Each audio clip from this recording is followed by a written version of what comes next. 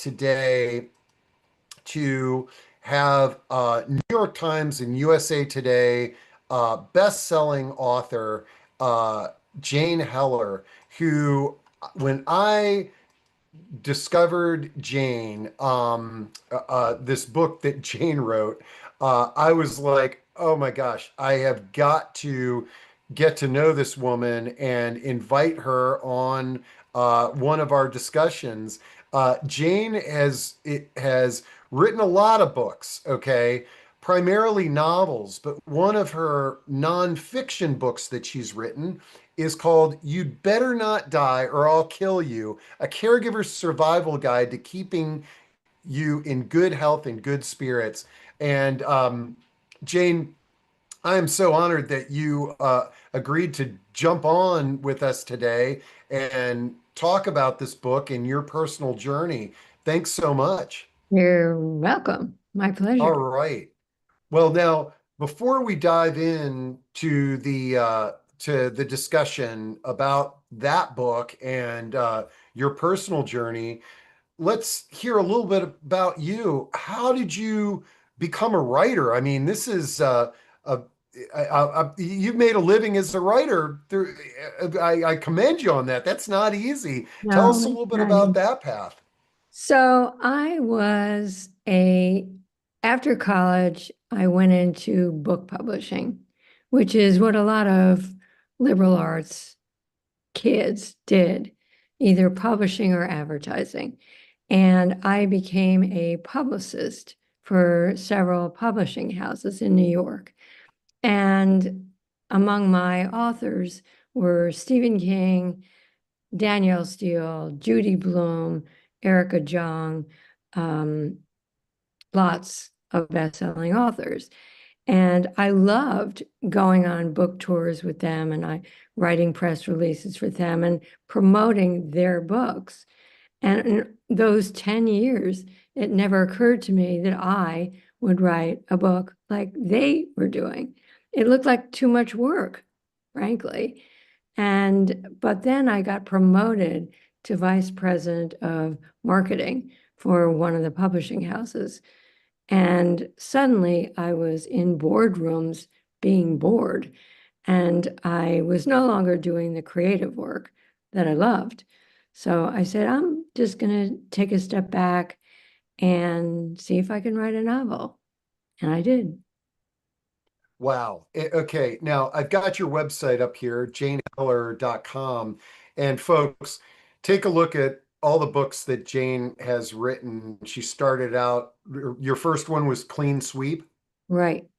And then as we were talking on before the discussion, because that was successful, the your publisher pretty much requested that you write a book every year. Every And year. One book a so year. Yep. so you've got a an amazing I guess for lack of a better term, portfolio or library. But and here's the book that we're going to primarily be talking about is "You'd Better Not Die or I'll Kill You." But it appears to me that most of these are novels and fiction, but you've got two nonfiction books. Right. Confessions of a She-Fan. I guess that was your first one. You are a New York Yankees New fan. York Yankees. Let's go. So yes, Um, my husband and I followed the Yankees to every game in every city for that 2007 season after I had written an op-ed for the New York Times saying that I was going to divorce the Yankees on the grounds of mental cruelty because they were losing. And I was furious. So that led to the book. oh wow. Most Oh fun I man. ever had. I love it. Okay. Well, as much as I'd like to talk baseball and the Yankees with you today, I think talking about caregiving and your journey, the first question that I've got for you is, and one of the reasons why I think people signed up for this is just the title of your book, "You Better Not Die or I'll Kill You." Something that many of us have probably thought, but not uttered, and but some may have. But tell us a little bit about the origin of that for your book title. Sure. So my husband, Michael, has Crohn's disease, and which is an autoimmune disorder of the gastrointestinal tract. And he's had he's had about 100 hospitalizations and over 30 surgeries over the course of his life. And when we met, I was new to caregiving. I didn't know anything about it. But every time he would go into surgery, they have these double doors that lead to the OR, and that's where you have to stop as a caregiver. And I would say, "Oh, can I go in with him?" And the nurse would say, "No, no, no, you have to wait out here." And so I would lean down to him and say, with my finger wagging, "You better not die or I'll kill you." And he would laugh. And that's how I wanted to send him into the OR, laughing. So Now, that's how. I love it. And what I also love about this, and one of the reasons that I was eager to have you on is that you are very transparent about the fact that you like to use humor in this very stressful space of caregiving. And obviously that statement in the title of your book is rings true. Yeah, I think that when so my mother also had dementia, and if you go to her house and you find the phone in the refrigerator, you have to laugh. I mean, there's nothing you can do about that. So you make a joke and then suddenly a tragedy becomes a comedy. And I think that that's better for our well-being. And as caregivers, we really have to care about how we're doing. And that's really the bottom line is if we don't take care of ourselves, who's going to take care of us? Okay. All right. So now several people have questions about your book and I'm on Amazon and I dropped the link there. Somebody asked, is it in audio for Audible format? It's not, and I wish it Okay. were. I'm sorry. Okay. Um, and then um, and then Sandra, I and everybody, I dropped the Amazon link there to buy it in paperback or Kindle as well. Okay. So let's kind of what I do a lot of times with our authors is I'll just pull up the book and take a peek at the table of contents here. And first off, give us a give us an overview on sort of how you put this together, the journey that we would go through when reading this, and I'd love to try our best to follow that journey in our discussion today. And sorry, here we go, folks. Mhm. I'm deep into the book there. Okay, so it looks like walk us through this All this right. this journey and share some insights and tips that you've learned. Okay, so my father died when I was 6 of a brain tumor, and my mother was his caregiver for many years. And after he died, I saw how she juggled she was deeply grieving. She was a young widow, and my sister and she would make sure that we got to school. And anyway, she was really stressed, but she never showed it. And when it was all over, she sort of had a collapse. I won't say a nervous breakdown, but she was very depressed. And then a few years later, she met my stepfather, who I adored, and I was 9. And he had epilepsy and was taking medication that created complications. And again, she was a caregiver. And I remember thinking, I love my mother and I admire her and I respect what she's doing, but I don't want to be that. I'm going to marry, some women marry for money or whatever. And I said, I'm going to marry for health. I'm going to find a guy who is not going to drop dead on me and I don't have to be a caregiver. Well, joke was on me because Michael told me shortly into our dating that he had Crohn's. And I said, what's that? And he said, oh, it's nothing. Don't worry about it. I'm in remission. Not a big deal. And then a couple of months later, he had an emergency and off to the ER we went. And I learned very quickly that I was a caregiver. And that's how, anybody And can be a caregiver. yeah, and you can see where I think um, as much as you were intentionally trying to find a mate that A you healthy could man. that maybe could take care of you versus you taking care of them, Right. none of us have a crystal ball in life, and that's one of the real frustrating things about these discussions is many of us who are thrown into this world of caregiving, it's sort of like, wait, I married the healthiest man or woman in the Right. world, Right. and how could this happen? But Yeah. we all wake up one morning and we may have a diagnosis or symptoms or something like that. Everybody's Um, going to have something. Okay. Now, let's see. I want to just keep track of some of the questions coming in. Lily says, this book was life changing when I discovered it. Thank you, Steve, for following up and invite. You know what? I think Lily is the one that told me about you. Oh, thank I was you. curious as to, and Lily says, I was curious as to what type of incident might have made you, Mrs. Heller, cry during the caregiving journey and how you came back from that. So I guess, when you have a frustrating experience, can you share any? I can. I Okay. can. I remember it very distinctly.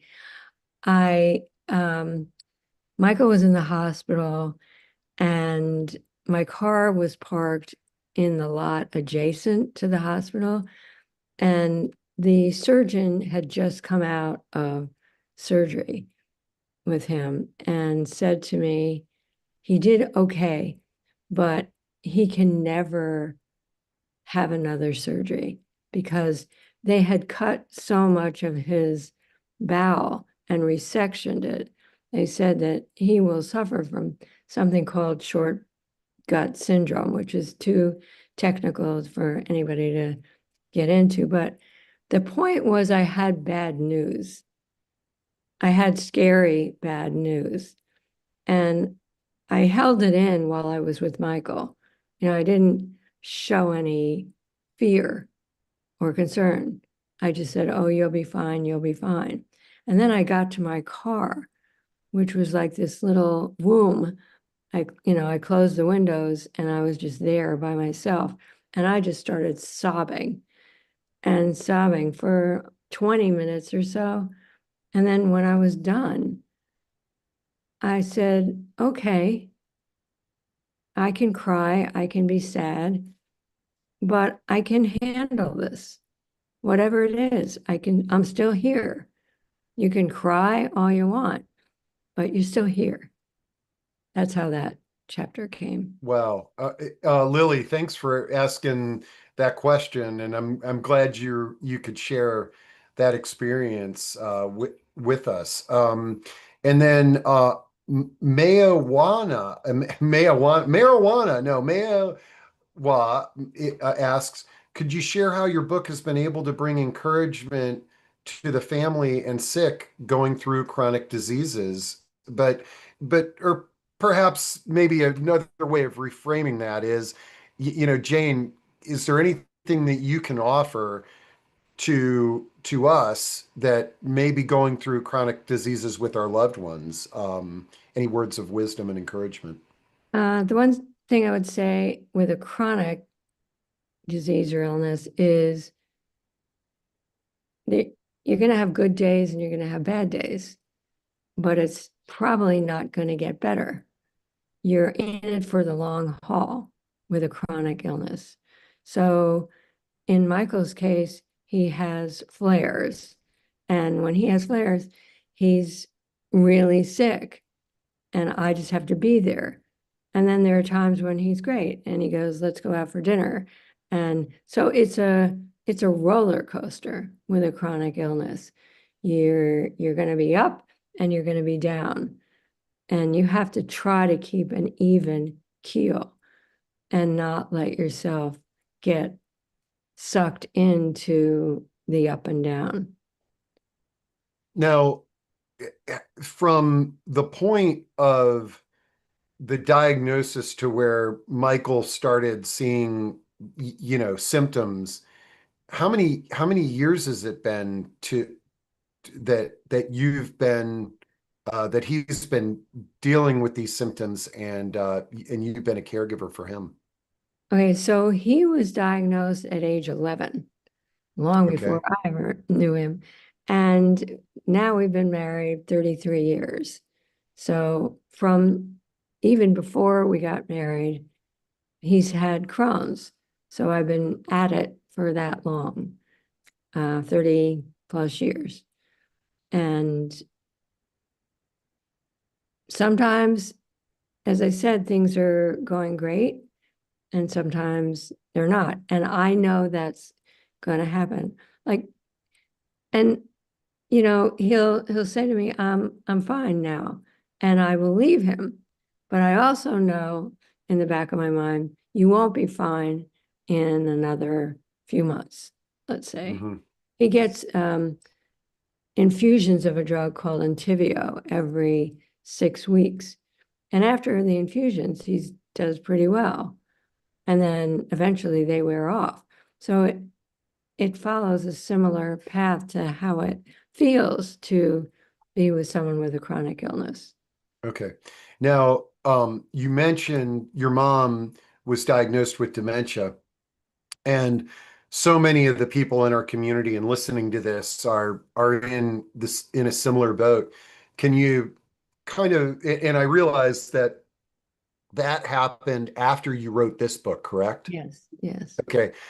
D- would you mind sharing a little bit of what your journey as a caregiver for your mom with dementia uh was like, and any insights that you might share there? Yeah, sure. Um, First of all, my mom passed away about 9 years ago now. But she lived to be almost 100. And, we were planning her 100th birthday and she just didn't make it. But for us, my sister and me, we, the struggle was what to do about mom. So we knew that she was losing her memory, and we knew that things were not making sense to her. And we had to do something. She lived in a house at the end of a private road on 7 acres by herself. I said, Mom, if you slip and fall, you're going to be there for days and nobody will know. Do you want that? Because she kept saying, I don't want to be in a place. She kept I'm saying, not ready I'm yet. not ready. Yeah. Exactly. I'm not going there. I know other people have gone there. I'm not going there. So we said, well, you have a choice.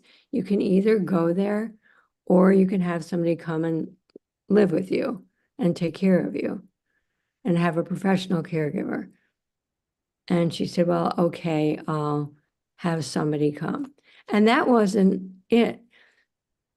We sent her about half a dozen caregivers. She rejected all of them. She said, no, I don't like her. I don't think she can handle it. And we it got to the point where we just said, okay, we're just sending you somebody And this woman named Sandy, who is a godsend, um, had her bag packed in the back of the car, and she got to my mother's. And thank God my mother loved her. And they were together till my mother died. So 7 years or so. And she did everything for us. She she helped my mother. She drove to her doctor's appointments. She gave her medications. She was there at the end when hospice was there. Uh, she was a member of our family. We were very lucky. And if anybody needs one, a caregiver, I would recommend Sandy. Okay, now you're in California, right? Yes, but she's in Georgia. Oh, oh, She'll go wow. anywhere. Oh, So oh, so where was your mom in New living? York.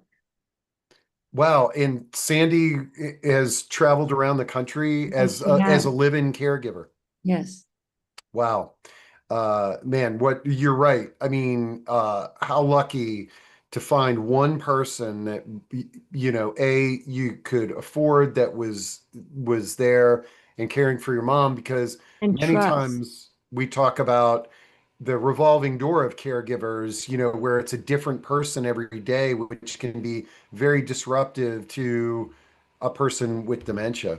Absolutely. Um, Okay, so now out of curiosity, were you and your sister in New York when your mom was receiving care, or were you in California? I was partly in California, but then I realized I needed to be back east. I couldn't caregive from 3,000 miles away. So I left California, and Michael and I bought a house in Connecticut, right very close to where my mother's house is. And then I could be with her all the time. I wanted to be with her till her end. I didn't want to miss anything and I wanted to help. So, but Sandy she glued our family together. She did everything for us. Wow, boy, My that mother would forget that's our birthdays and she would send us cards. She just did everything. She was great. oh, what a wonderful caregiver. Boy, I tell you, I love real life stories, and what you're making me realize, I would love to spotlight some of these exceptional caregivers Yeah, have Sandy on on. here. I would, as you're talking about Sandy, I would love to interview Sandy on, what is it that you do that, has created this endearing relationship with Jane and her family. Yes, Um, let's see. Okay. Um, let's, let's okay, so now one of the chapters, we've got some more questions, so we're going to definitely get to, but one of the chapters that I think will resonate with folks is doctors can't live with them, can't live without them, because doctors are tied to so much of our healthcare. How how any thoughts on this, a lot of on thoughts. working with doctors? Yeah, doctors, I've over the years had doctors who have wonderful bedside manner and some who have zero bedside manner. And they're and it's really hard to deal with a doctor who is nasty or is dismissive. Because one of the things that caregivers need are their questions answered. They want to know what's the diagnosis, what is his prognosis, are the medications he takes, are there side effects? You're asking all the questions, and sometimes doctors just want to be in a hospital room and out. Especially today's medical system, you basically get a 15-minute appointment and then you're out.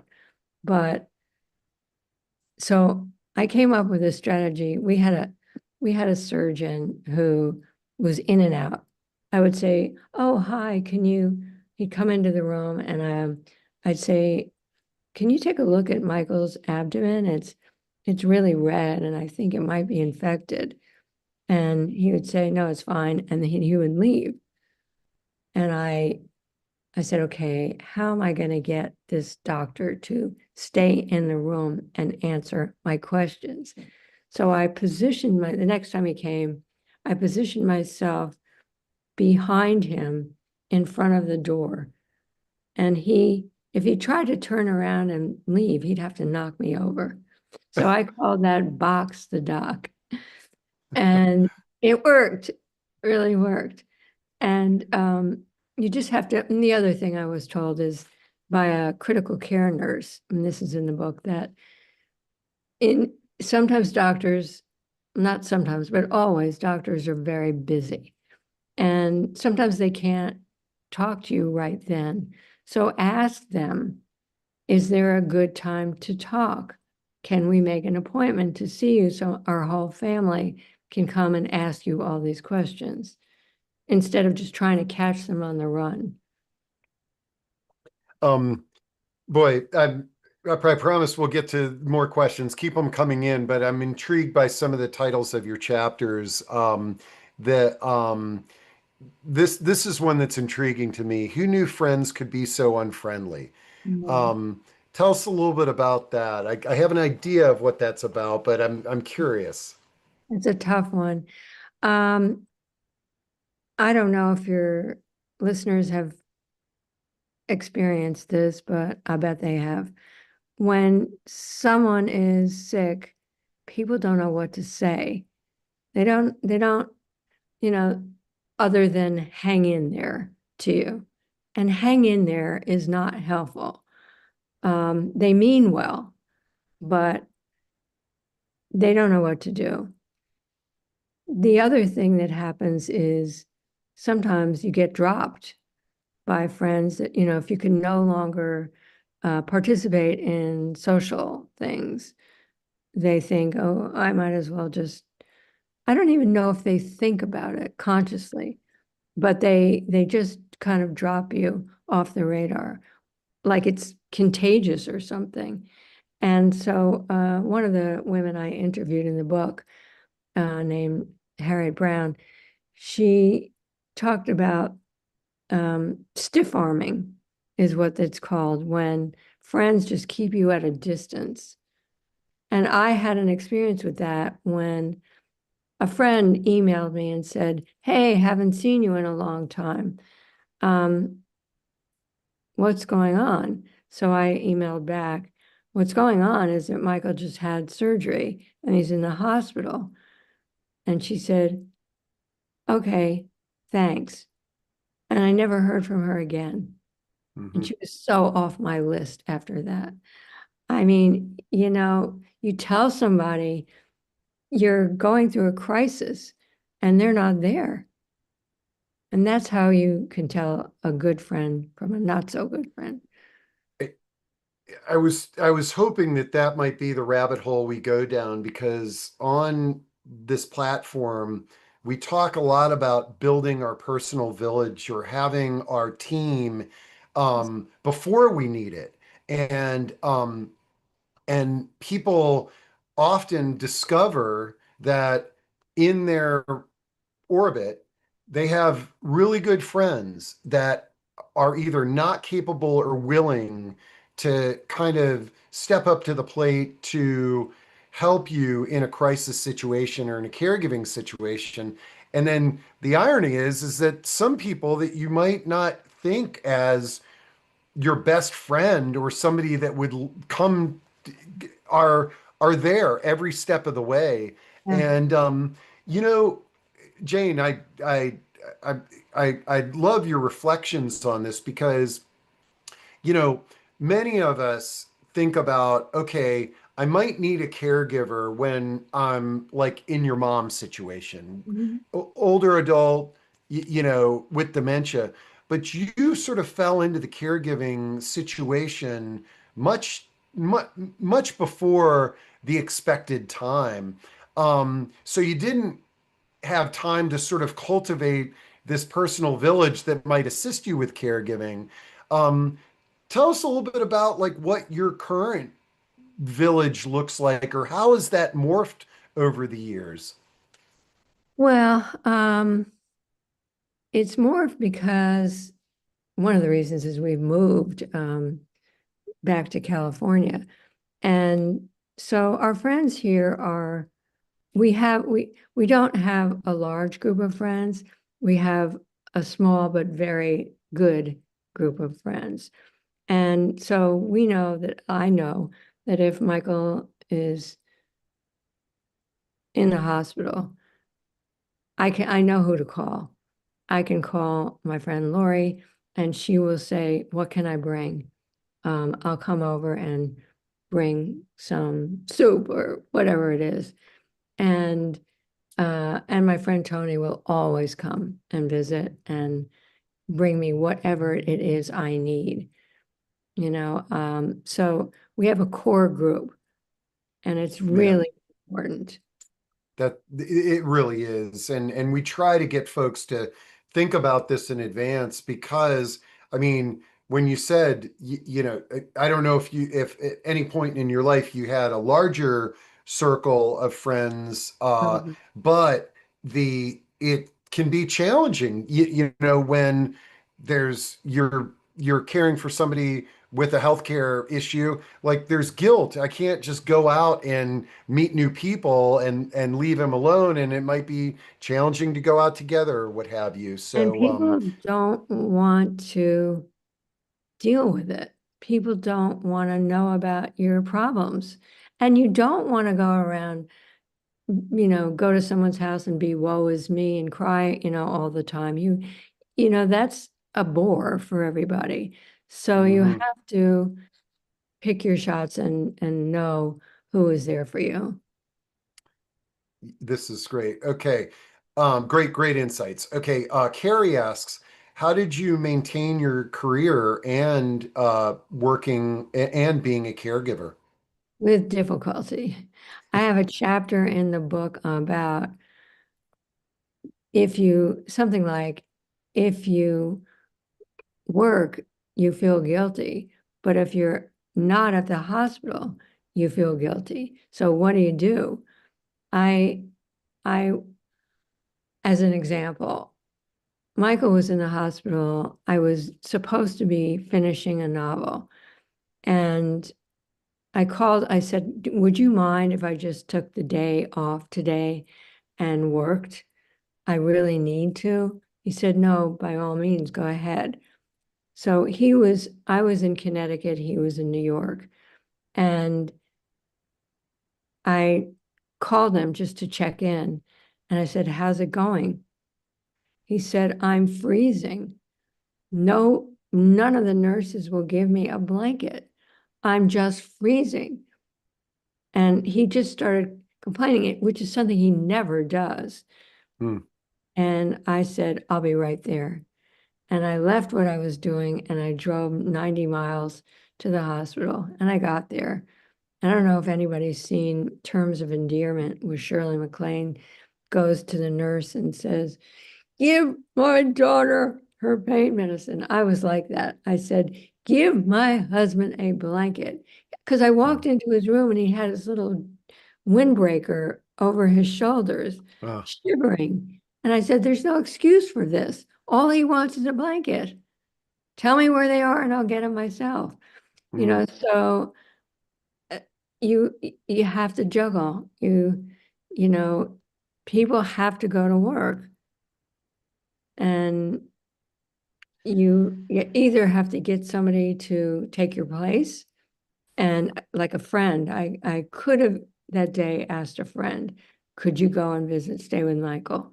And I didn't. Or like, unfortunately, we don't think that you should have to do this, but it may be a paid patient advocate,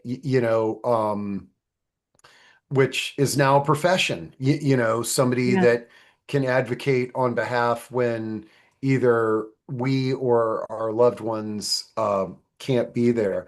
Um, okay, I want to, we've got about 20 minutes till the top of the hour, and I want to kind of move to sort of the end of the book and talk a little bit about sort of some of the chapters that you've got on end of life and spirituality and getting through the goodbye. Like, um, can you share any insights and or any personal planning that you've done in this area?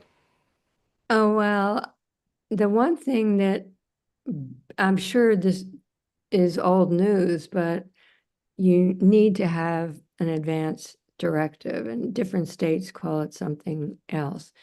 An advance directive or advance health care and a financial Power of proxy attorney. or power of Yep. attorney.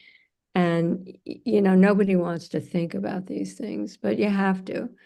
And so we went to see an attorney and drew that up. And we kind of made a game out of it. Like I said to Michael, if you have this, do you want to have additional medical measures? Or do you want, you have a choice between, do you want to be kept alive or do you want to let go? And I'm somebody that does not want any any interventions, but he does. So Hmm. everybody has their own personal choice. And so it's important that you deal with these things before, because let's say your mother dies and she doesn't have an advance directive. Then the siblings get together and they say, well, I think mom would have wanted this. No, I think, and the hospital doesn't know who to believe. And so one of the doctors said to me, you've got to tell your mother to pick the person she trusts the most to do the things that she wanted and carry out her wishes. So that's a piece of wisdom that I learned. Yeah. Now, let me ask you, you're an interesting case study here because you've basically been living with, with Michael for 30 years with this with Crohn's, and it sounds like multiple ins and outs of the medical system and hospital. Did you ever get to a point where you're like, holy cow, I better grab that advanced directive? Like, did you have any close calls along this journey? Not really. No. I Okay. mean, not to the extent where I thought he would die. No. Um, He was very sick, but well, actually, I'll take that back. Um, he had home health care after one of his surgeries, and the nurse who the doctor sent um, said was there to change his dressing and said, "What is that?" And we said, "Well, you're the nurse. What are you talking about?" She said, "I think his colon." This is not. I probably shouldn't talk about this, but anyway, there was an emergency that we had to rush him to the hospital, and he had to be. It was a complication of his surgery, and we had to. It was close. It was serious, and he had to have another surgery, and he was in the hospital for a long time. wow. And yeah, Now, um, you have a chapter called the home health invasion. Okay. And I think your story may be kind of in alignment with that. But many of our community members are just like your mom. No way. I'm not going to any community facility, whatever we want to call it. And therefore, if they need health care, it means home care. Um, Share with us some of your insights on the home health invasion and any words of wisdom to folks that may have to go through this. And obviously, you just shared with us a great success story with your mom. well, yes. And Sandy, my mother's caregiver, made very sure that she was never in my mother's space. She left her, not never left her, but she kept out of her way. She could tell without words when my mother wanted to be by herself. And then sometimes my mother would wander into Sandy's place and room and say, "Can you help me do this?" And so Sandy would always take her cue from my mother. In my case, the home health care that we had, I was trying to work. I was trying to write a novel, and they would make so much noise, and I couldn't concentrate because I would overhear. I didn't want to not be standing over them when they were working on Michael, but I also had to do my work. It was annoying and life-saving at the same time.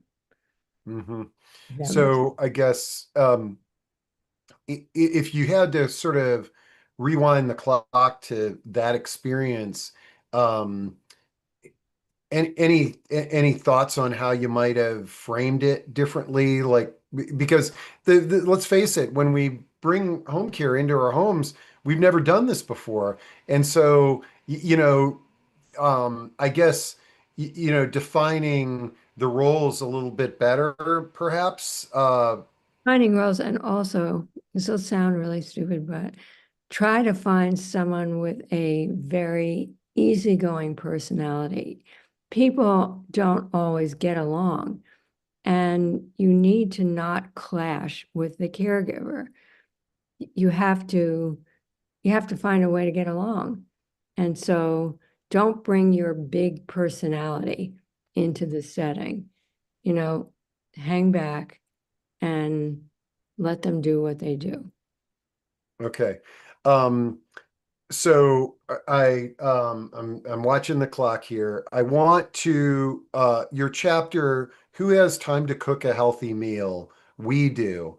Um, Tell me a little bit about nutrition and your experience here and what you're diving into in that chapter. So when Michael was in the hospital, I would come home like at 10 o'clock at night and be starving because I would never want to leave him and go to the cafeteria, which was really foolish. But I was so hungry when I got home that I would just, whatever was in the refrigerator, didn't matter what it was. I was mindlessly eating. Um, Everybody talks about being mindful these days. I was not mindful at all. And I just kept, it wasn't a pleasure. It wasn't nutritious. It wasn't anything. I don't even know what it was. But I remember thinking, I can't go on this way. I don't feel well.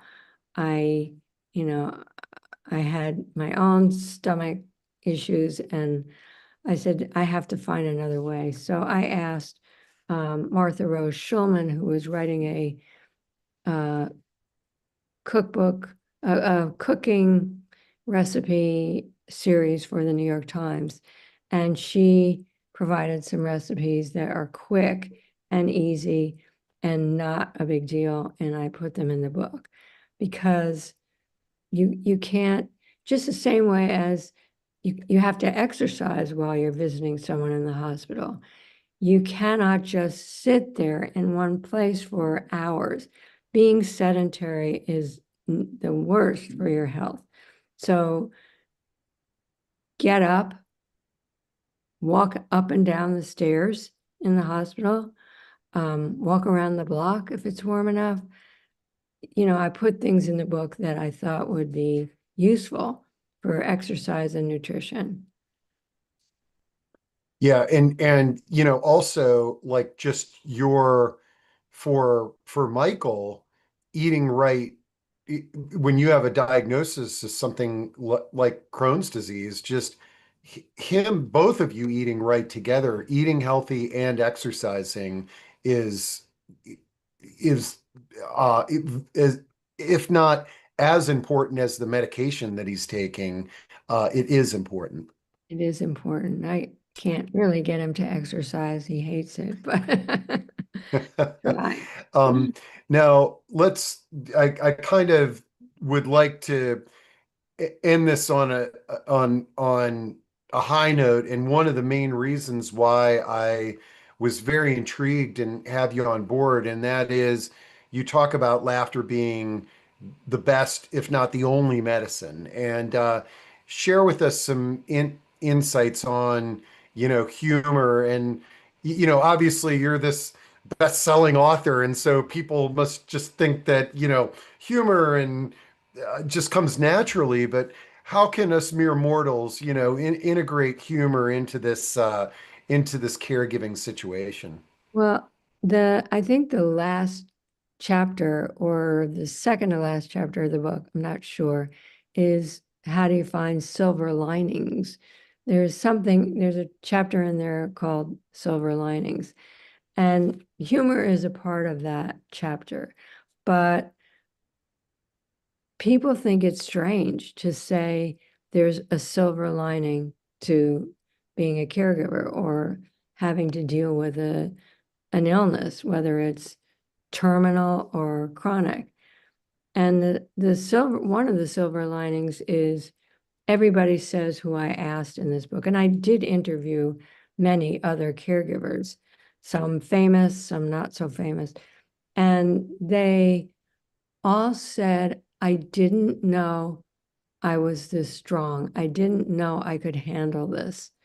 And so they came away with an understanding that they were much stronger than they ever thought. So caregiving was empowering in a way that I didn't expect.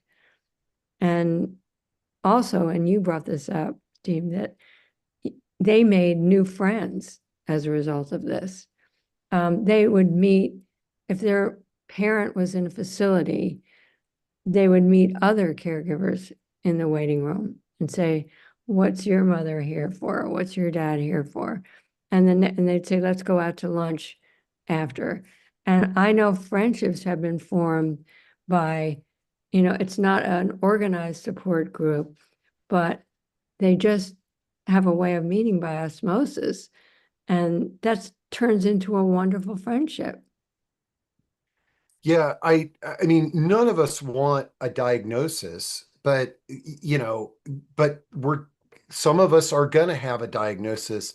And I've had the good fortune to be really connected to a wonderful community of people with Parkinson's and movement disorders, and they all echo what you're saying is that in fact the friendships that they formed with other people with the same diagnosis are oftentimes stronger than the bonds that they had with, friendly neighbors or, Brilliant. somebody they met at the PTA. Um, have you all personally found a community of people with Crohn's disease through your diagnosis? Michael tried, this is one of the tricky parts of support groups. Um, People don't always want to sit around and talk about their pain and what's wrong Yeah. with them. And he was a leader of a support group, and he found the numbers dwindling because people just didn't show up. They, it was very hard to get people to, it was too depressing for people Hmm. to talk about it. So yeah, that did not work for him. So one of the cool things about the approach for this organization, the INOVA Parkinson's and Movement Disorder, is while they have some support groups on the calendar, they like I'm involved with improv for movement and memory, and there's rock climbing and dancing and things of that nature. Oh, And I that's good. think that we're seeing the modern support group can be sort of built around a fun activity. And the thing is that you're still having those deep dialogue, support group dialogue, but it lifts people's spirits to be doing improv at least for 20 minutes, and then hey, let's dive into a problem that I'm solving. That's So such a smart idea. Yeah, no, no, but man, well, I have to say, this discussion has been amazing. I'm so glad to have met you, and you really bring a unique perspective to this very challenging topic. I I'm equally intrigued by the oh, and Anne Marie says the Kindle version is only $2.99. What a great value there. Um, and folks, if you ever order a book that you hear us talking about on here, and it I know some of you have already read Jane's book and it's impacted you, but don't hesitate to drop me a line. Jane, I would love to share with you anybody that tuned in, bought and read the book, and gained some insights. I'd love But to. um, l- first off, let me ask you a question. Is there anything today that you would have liked to share that you didn't get the opportunity to share with us? Or do you think we covered it all? Think you covered it pretty well. Uh, s- this is sort of specific, and I don't know how much time we have. Um, there's a chapter in the book about an ER doctor who said to me her one rule of thumb was always, for a man, always bring a woman to the ER. Never let a man go alone. And the reason she said that was there was, for instance, a young man who came in anaphylactic shock. He had been allergic to something and his throat closed up and he couldn't breathe. And they stabilized him. But then about a half an hour later, and they had asked him, "Are you allergic to anything?" No. "Are you sure?" No. So then a half an hour later, his mother came and said, "What is he doing in the hospital? He was here a week ago for something, the same thing." And what this doctor was saying is that men, sorry, typically don't tell medical staff the medications they're taking, the doses they're taking. They don't bring their medical history the way women do. And so bring a girlfriend, bring a wife, bring a mother, a sister, but don't go by yourself. Well, yeah, hopefully, yeah, hope of course, in this world, we can't be sexist or, what have you. But I understand that as a man, I totally understand that. We had a great discussion on journaling and the value of sort of journaling symptoms and, write down the experience that happened when you were at the hospital last time and carry that book with you. I feel really, especially ER staff, they are flying so blind when Yeah. people walk in there in terms of their medical history. It's really challenging. That's why I just want to say, bring your records with you. Hmm. Don't make them guess. Yeah. Bring your medications, the name and number of your primary care, etc. Okay. Now, I'm curious, Jane. I thank you for being here. And folks, you can see on the screen, I've got all these books that Jane wrote. Uh, and as you know, we've been talking about this one, but out of curiosity, all these novels that you've written, do you have one that really is just like your favorite or the one that you uh, are more attached to than others? Uh, maybe, wait, can you run them again? Maybe, maybe uh, I, I do love the secret ingredient, this yellow one over there. I The love secret it ingredient. because it was so, it came to me so easily. And it's about marriage. It's about how, well, I don't want to get into it too much, but Hmm. it's about how couples, when they meet, everything is beautiful and great, and then inevitably somebody wants to change something about the other one. You say, oh, if only he or she would just stop doing that thing. And so it gets into a little fantasy about the heroine goes to this herb guru and gets a potion and gives it to her husband to bring him back to what he used to be with dire results. And Wow, it was a lot of fun. It got optioned for a film, never got made, but you never know. So man. I do like that one. Wow, that's great. Again, you've got a great body of work, and I really appreciate your time and being so transparent with us today. Um, and I tell you what, I'm going to probably follow up with you and try to track that caregiver down because she Oh sounds yeah. like a really special person. Um, so, well, folks. Thanks for joining us. Thanks for your great questions as always. And Jane, uh, I know you're in California, so I hope you have a great afternoon. Well, thank you. I loved meeting you. Appreciate it. All right, y'all. Okay, everybody have